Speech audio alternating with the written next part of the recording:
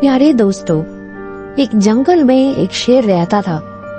एक दिन वो शेर बहुत ज्यादा भूखा था और भूख के मारे उसका बुरा हाल था। शेर ने चश्मे के किनारे वाली चट्टान के नीचे घनी झाड़ियों से झांक कर दूर तक फैले हुए खेतों पर नजर डाली। बहुत दूर एक दरख्त के नीचे कोई चीज हिलती हुई नजर आ रही थी।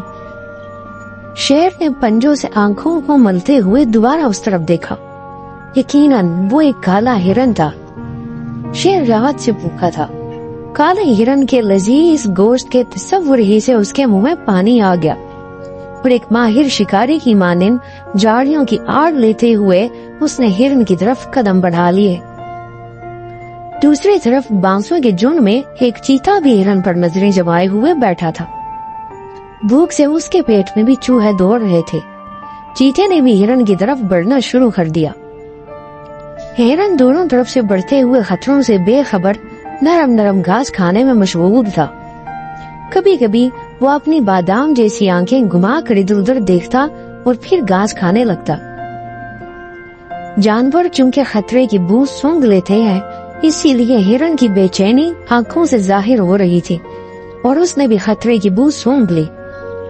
उसने कान खड़े करके गर्दन घुमा कर चश्मे की तरफ देखा, जहाँ मैदान में दो रीछ के बच्चे खेल रहे थे।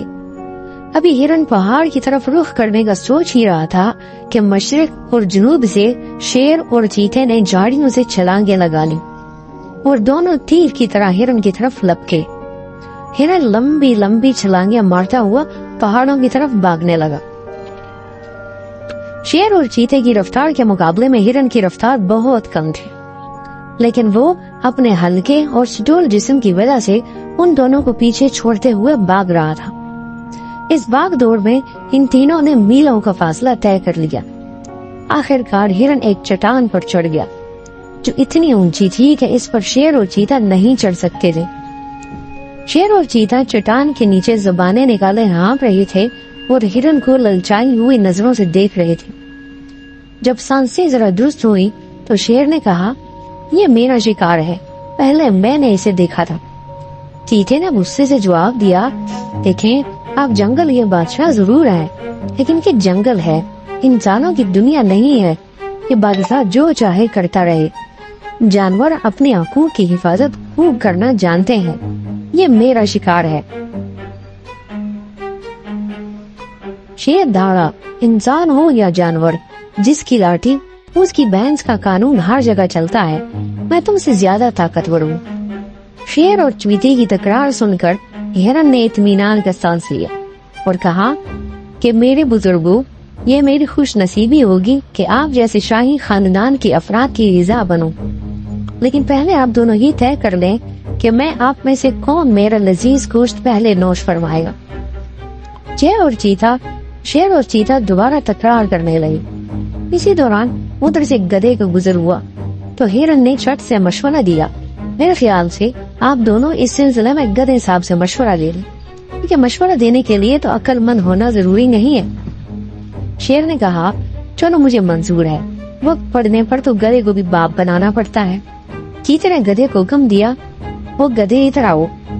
गधा पहले तो डरा कि चाहिए दोनों उसे ही हड़प ना कर ले, फिर डरते डरते दांत निकालता हुआ उनके करीब आया और जब उसने पूरा किस्सा सुना तो खुशी से मशवरा दिया, हाँ तो आप दोनों इस तरह करें कि अपनी अपनी जगह पर वापस तशरीफ ले जाएं और जब मैं रेंकना शुरू कर दूं तो आप दोनों दौड़ना शुरू करें। जो भी पहले यहाँ पहुंच जाएगा वो हिरन मियाँ को नोश फरमाने का हकदार होगा।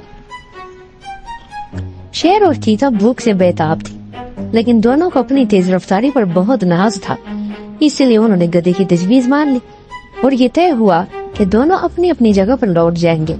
और इसी दौरान हिरन चट्टान से उतरकर नहा धोकर इनमें से एक की खुराक बनने के लिए मैदान में खड़ा हो जाएगा और जैसे ही गधा अपनी बेसुरी आवाज में ईंकना शुरू करेगा तो दौड़ शुरू हो जाएगी।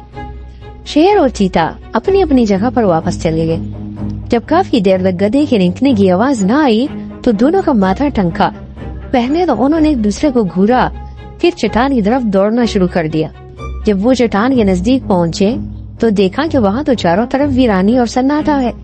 हिरन का कहीं पता न था। اور گدھے کے سر سے سینگ ہی نہیں پورا گدھا غائب تھا۔ شیر نے غصے سے چیخ کر کہا، اس گدھے کے بچے نے ہمیں دھوکہ دیا۔ چیتے نے سر جھکا کر افسوس سے کہا، شیر صاحب گدھا وہ نہیں، ہم دونوں ہیں۔ گدھے کی پہلی بار کی عقل مندی سے ہرن اور گدھے دونوں کی جان بچ گئی۔ دوستو امید کرتے ہیں آپ کو ہماری کہانی ضرور پسند آئی ہوگی۔ اگر آپ کو ہماری کہانی پسند آئی تو اسے لائک، شیئر اور سبسکرائب ضرور کریں، اور اگر آپ اس طرح کی مزید کہانیاں سننا چاہتے ہیں تو ہمارے چینل کو بھی سبسکرائب کریں۔ ملتے ہیں ایک اور نئی کہانی کے ساتھ، تب تک کے لیے اپنا خیال رکھیے۔